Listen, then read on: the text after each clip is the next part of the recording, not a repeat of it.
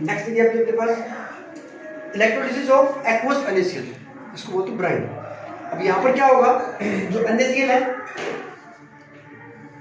उसमें हम current pass करेंगे, इलेक्ट्रिक करंट, तो क्या बनेगा आपका Na पॉजिटिव Cl नेगेटिव। यहां से आपके पास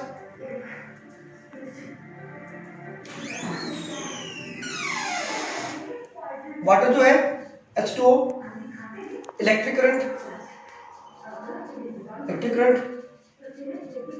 यहां बनेगा H पॉजिटिव OH नेगेटिव। यहां जो आपके पास है दो तरह के आयन बने हैं। देखिए इसमें क्या होगा, रिएक्शन एट एनोड, एनोड पे चार्ज आपका पॉजिटिव, दो नेगेटिव हमारे पास है। यहाँ पे देखिए एक Cl नेगेटिव है और OH नेगेटिव है। याद रखना, बड़ी इंटरेस्टिंग बात है और समझने की बात है कि दोनों Cl नेगेटिव, दोनों नेगेटिव चार्ज यहाँ आएंगे एनोड के पास। अब कौन सा डिस्चार्ज होगा, ये बात बड़ी इंपॉर्टेंट है। तो जिसका डिस्चार्ज पोटेंशियल कम होगा वो डिस्चार्ज हो जाएगा और अपने एलिमेंटल फॉर्म में आ जाएगा। देखिए यहाँ पर Cl जो नेगेटिव चार्ज उसका डिस्चार्ज पोटेंशियल कम है, तो यहाँ पर आपका आ जाएगा 2Cl रेडिकल प्राइमरी चेंज, और यहाँ से आपके पास 2Cl रेडिकल आपका बन जाएगा Cl2 सेकेंडरी चेंज। ये सेकेंडरी चेंज हमारे पास हो जाता है, प्राइमरी चेंज है सेकेंडरी चेंज, ये गैस बन जाएगा। अब आपके पास दूसरा रिएक्शन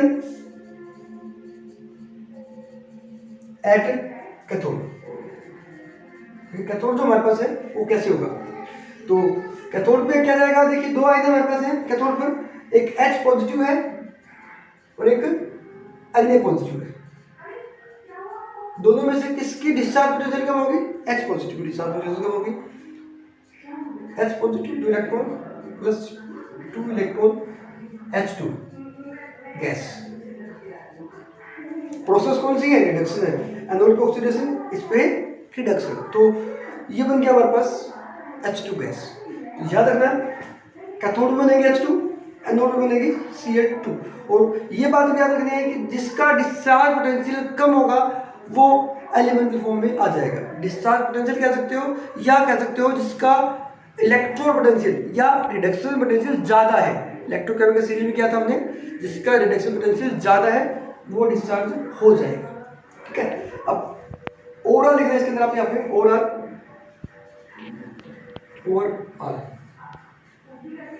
आपके पास 2NaCl एक्वस इलेक्ट्रिक करंट,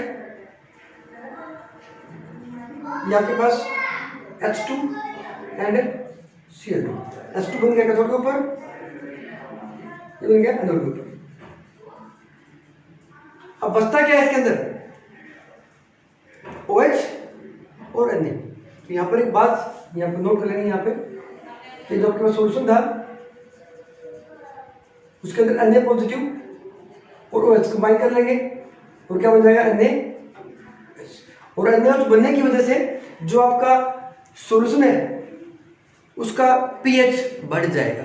जब NaCl लिया था हमने उसका उस समय pH न्यूट्रल था, लेकिन जब इलेक्ट्रोलिसिस हो जाती है तो सॉल्यूशन का pH बढ़ जाता है। कॉम्पिटिटिव में आपसे पूछा जा सकता है या फिर ऑब्जेक्टिव में आपसे पूछ सकते हैं, कंसेप्ट बेस्ड क्वेश्चन है कि NaCl जब आपका एक्वस फॉर्म में होता है तो pH बढ़ जाता है उसके। ठीक है, और दोनों में केस में याद रखना है एक्वस के अंदर प्रोडक्ट क्या बनते हैं और आपके मोल्टन के अंदर प्रोडक्ट क्या बनते हैं।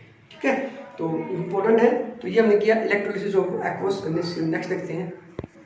अब नेक्स्ट देखिए एक एग्जांपल और लेते हैं आपके सामने, electrolysis of aqueous CO4। Aqueous CO4 अगर आप लेते हैं तो आपके पास वही कैसे रहेगा, कॉपर सल्फेट डिकम्पोज होगा, वाटर भी डिकम्पोज होगा, और यहाँ पर एनोड पर क्या बनेगा, एनोड पर बनेगा आपका O2, कैथोड पर बनेगा आपका Cu। अब यहाँ पर आपसे क्वेश्चन पूछा जा सकता है कि pH पे इफेक्ट क्या पड़ेगा। pH जो है इसकी सॉल्यूशन में क्या होगा, हमारा से सॉल्यूशन में H2SO4 बनता है, pH क्या हो जाएगी इसकी डिक्रीज हो जाती है। इलेक्ट्रोलिसिस ऑफ जब कॉपर सल्फेट करते हैं तो सॉल्यूशन की pH कम हो जाती है बिकॉज ऑफ फ्लोरेशन ऑफ H2SO4। याद रखना बात है। इसी तरह से कोई भी अगर इलेक्ट्रोलाइट आ जाता है तो आप ऐसे डिकम्पोज कर सकते हैं। और याद रखना यहाँ पर जो इलेक्ट्रोलिसिस की हमने इस इलेक्ट्रोकेमिकल सेल में करी है, जिसके अंदर क्या है, 2 इलेक्ट्रोड लिए हमने, और इलेक्ट्रोड क्या होते हैं, इनर्ट होते हैं। क्या होते हैं, इनर्ट। जैसे आपका वेरीफाइड हो सकता है या प्लेटिनम हो सकता है। ये उस केस में है सारे जब हमारे पास इलेक्ट्रोड इनएक्टिव होते हैं। अब अगला जो केस ले रहा हूँ, लास्ट केस देखिए, इलेक्ट्रोलिसिस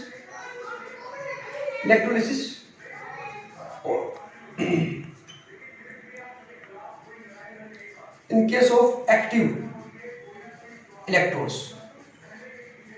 इलेक्ट्रोड्स अगर एक्टिव होते हैं, जैसे मान लीजिए इलेक्ट्रोलिसिस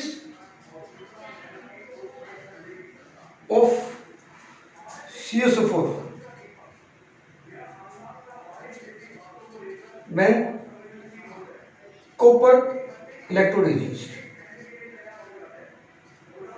are used। अगर यहां पर दोनों जो इलेक्ट्रोड आप यूज कर रहे हैं, कॉपर यूज कर रहे हैं, देखो यहाँ पे मैं इसके ले रहा हूं कॉपर और ये भी कॉपर। यहां पर हम क्या ले रहे हैं, देखो मोल्टन, यहां पर ले रहे हैं एक्वस CSO4। ये डिफरेंट केस है, याद रखना। इलेक्ट्रोलिटिक रिफाइनिंग में हमने किया था इसको, ये भी आपका कॉपर और ये आपकी इम्प्योर, ये आपका प्योर फर्क देखना आप यहाँ पे। उसमें दोनों जो थे इनर्ट थे, वो रिएक्शन नहीं कर रहे थे, यहाँ पर रिएक्शन करेंगे इलेक्ट्रोड्स। तो क्या हुआ देखिए, रिएक्शन एट एनोड। एनोड जो था Cu 2 इलेक्ट्रॉन लॉस करेगा, Cu2 पॉजिटिव 2 इलेक्ट्रॉन्स एक्वस में आ जाएगा। यहां से जो Cu थे यहां आ गए Cu2 positive. At cathode, cathode को नेगेटिव चार्ज, तो Cu जो थे यहां से निकल के इधर चले जाएंगे और Cu2 पॉजिटिव प्लस 2 इलेक्ट्रॉन्स क्या बन गया, Cu सॉलिड स्टेट में आपका आ जाएगा। इस इलेक्ट्रोड के ऊपर धीरे धीरे कॉपर डिपॉजिट हो जाएगी और यहां पर कॉपर कम हो जाएगी। तो ओवरऑल रिएक्शन अगर आप देखते हैं, ओवरऑल देखिए, Cu से हमारे पास हो जाएगा Cu, इलेक्ट्रॉन कैंसिल हो जाएंगे, Cu से Cu कैंसिल हो जाएगा। यहाँ पे ये इम्प्योर है और ये प्योर है। तो इम्प्योर कॉपर जो थी वो प्योर में डिपॉजिट हो जाएगी, यहां पर मास बढ़ जाएगा, यहां पर मास कम हो जाएगा और नीचे जो इंपोर्टेज है वो जमा हो जाएगी इसकी एनोड मड के रूप में, एनोड मड। ये जो आपके पास कॉन्सेप्ट है, ये रिफाइनिंग जब करेंगे वहां पर भी काम आएगा। तो याद रखना कि आपके पास इलेक्ट्रोड एक्टिव है या इलेक्ट्रोड इनएक्टिव है, दोनों केस में इलेक्ट्रोलिसिस हो सकती है। प्रोडक्ट आप ध्यान रखेंगे। अब क्वेश्चन बनता है कि इसका यूज कहाँ होता है, इसकी एप्लीकेशन क्या है। इसकी काफी सारी एप्लीकेशन है। देखिए इसकी एप्लीकेशन इलेक्ट्रोलिटिक रिफाइनिंग करते हैं, जैसे हम यहाँ पे एक इसका हो जाएगा गैल्वेनाइजेशन प्रोसेस, आपने पढ़ी है, कोरोजन को रोकने के लिए हम गैल्वेनाइजेशन करते हैं या इलेक्ट्रोप्लेटिंग करते हैं। तो वहां पर भी हम किसका यूज करते हैं, इलेक्ट्रोलिसिस का यूज करते हैं। तो आप इसको याद करेंगे, इसको लिख लेंगे और आई होप कि आपने एंजॉय किया होगा इसको। Thank you, study with me.